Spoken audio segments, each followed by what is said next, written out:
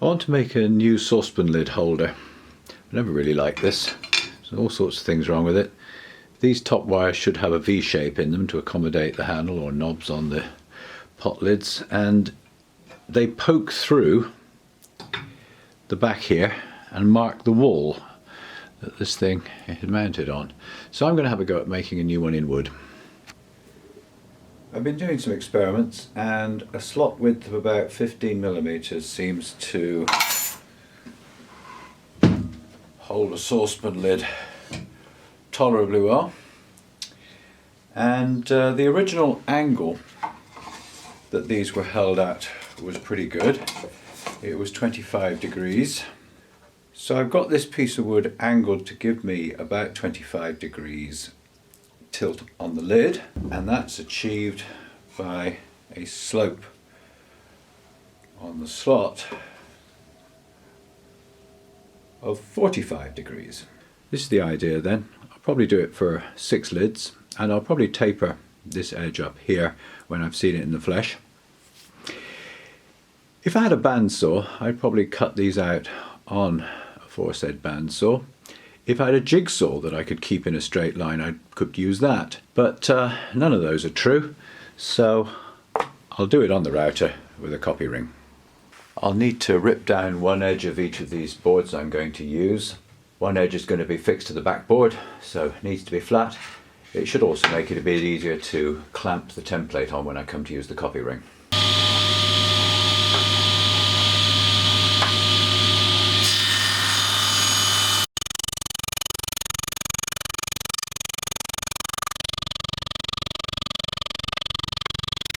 This copy ring then will be fitted to the base of the router.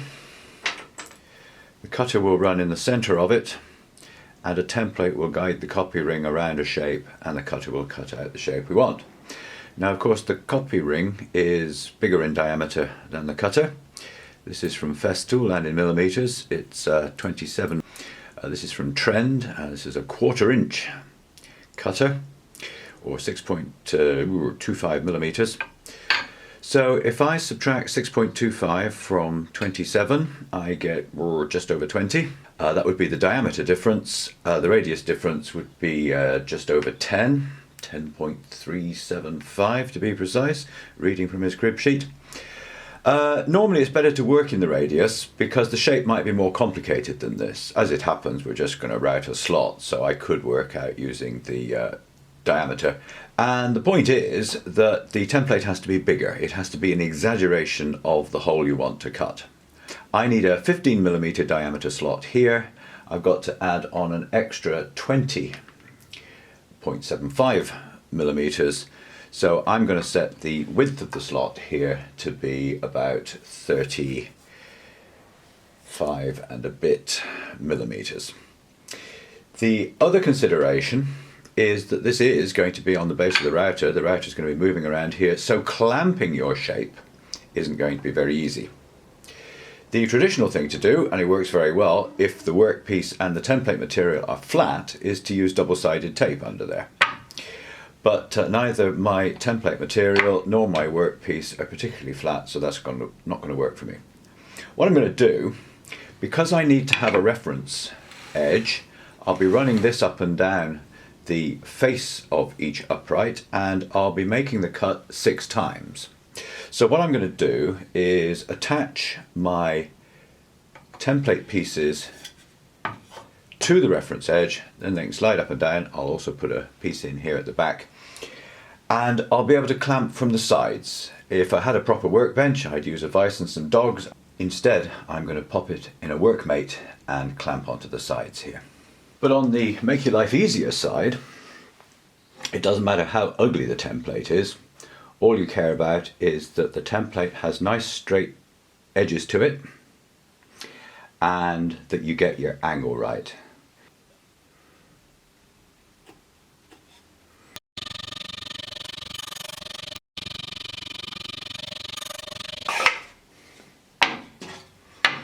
Rather handily, it turned out that the angle needed to hold the lids was 45 degrees.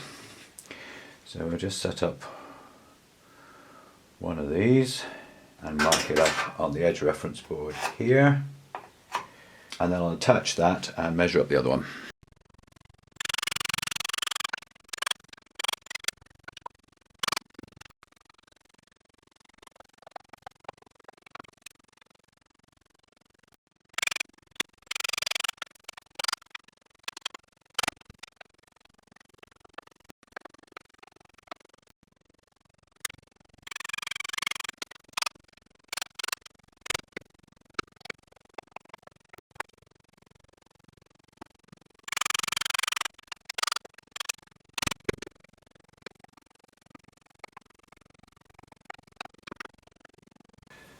The last piece of the template to go in is for the end of the hole.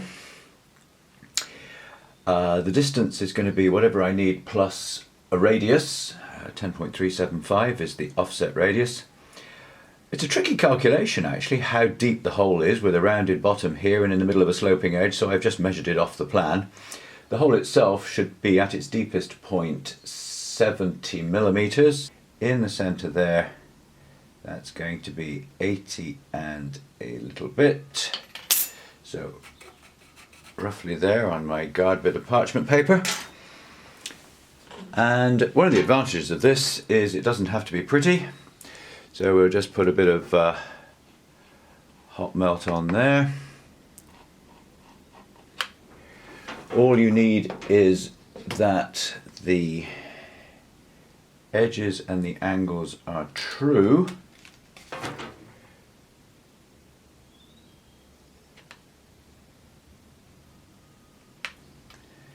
Just check that again and just check for it being square. I've raised it off the excess hot melt glue now that it's cold, and I'm just going to use the disc sander to just take a bit more off and flatten it.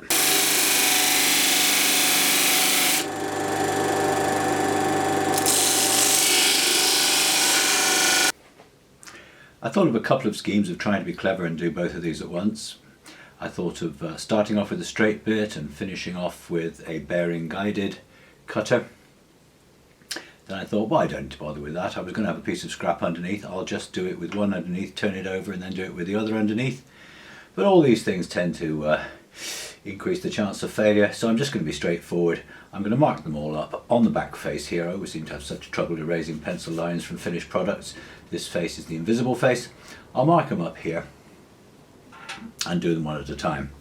Now the distance between the slots is 110 millimeters, and I've got plenty of room at each end of the board, so I shall work out the aesthetics of how close to come to the end for the end slots a little bit later on. For the moment I shall just be obvious, and I've got a knot hole down the other end to avoid, just here. So my second attempt has me starting a little bit further in to miss that knot hole. So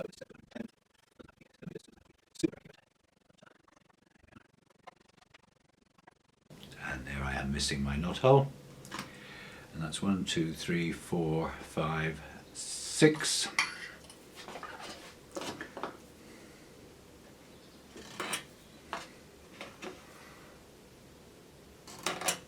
This is my router, a Festool 1010, and the copy ring goes in here. This is a fairly blank ring. In its place you can put a dust collector for edge work, but this is where I'm going to put the copy ring. These odd little Torx screws, and the copy ring goes here in its place. And oddly,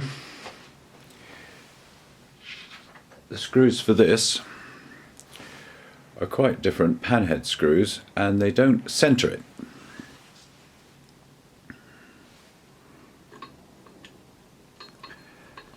And they're straight slot, which irritates the hell out of me. Why anything still uses straight slot screws, I do not know. Give me Phillips, or even better, Posi-Drive every time.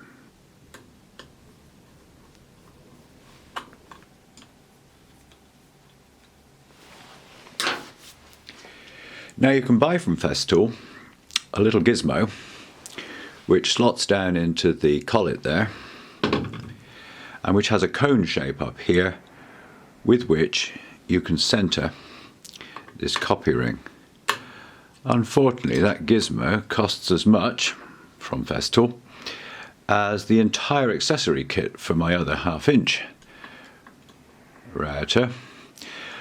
Luckily, this job isn't critical. Of course, one of the reasons you do pay so much money for a Festool is this, the beautiful plunge action with absolutely no slop whatsoever. Anyway, let's lock that off about there and get this bit in there. You're probably familiar with plunge routers, but just in case, let me point out the depth stop arrangement. It's called a plunge router because you can do that, of course, and you want some way of stopping on your way down. And that's provided by this turret here. There are 3 stops on the turret, and you can rotate the turret to get different positions. I want the difference between these two. I'm going to plunge in a short distance, and then I'm going to plunge in on a second cut a bit further. So these are the two I'm going to use, as the difference between them is what I want, about half the depth of my piece of wood here. These are adjustable. You can screw these stops in and out. There's a little nylon insert here which keeps them where you leave them. So I have my deepest stop in position. So I'll plunge down to touch the scrap piece underneath, and then I'll drop my depth stop onto that lower turret stop, and then I'm going to start the cut on that stop there, which will be approximately halfway down my workpiece. I'd like another couple of millimeters of cut because the underside of my workpiece is going to be fairly uneven.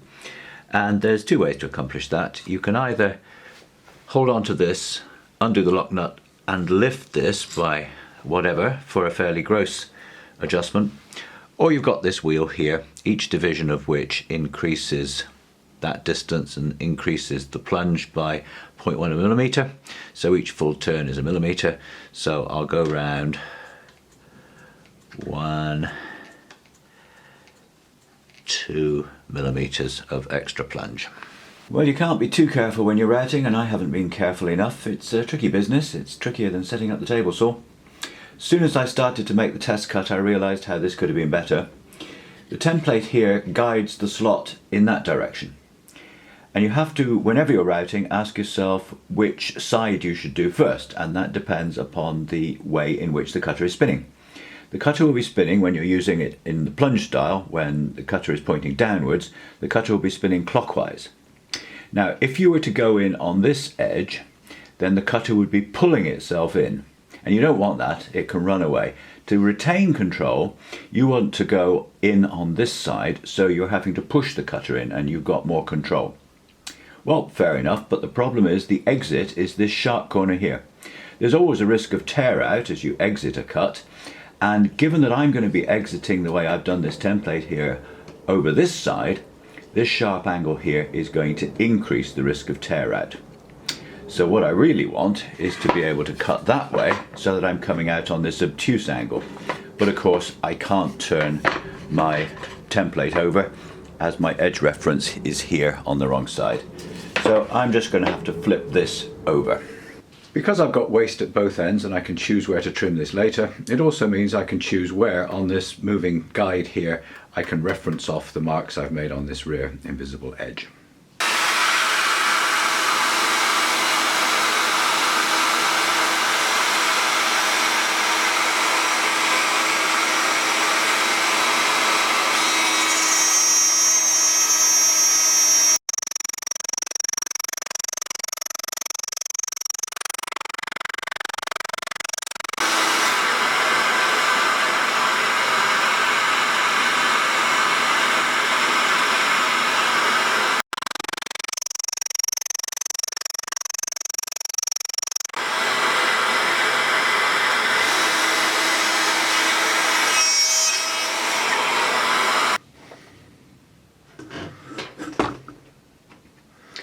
I've also made a mark here.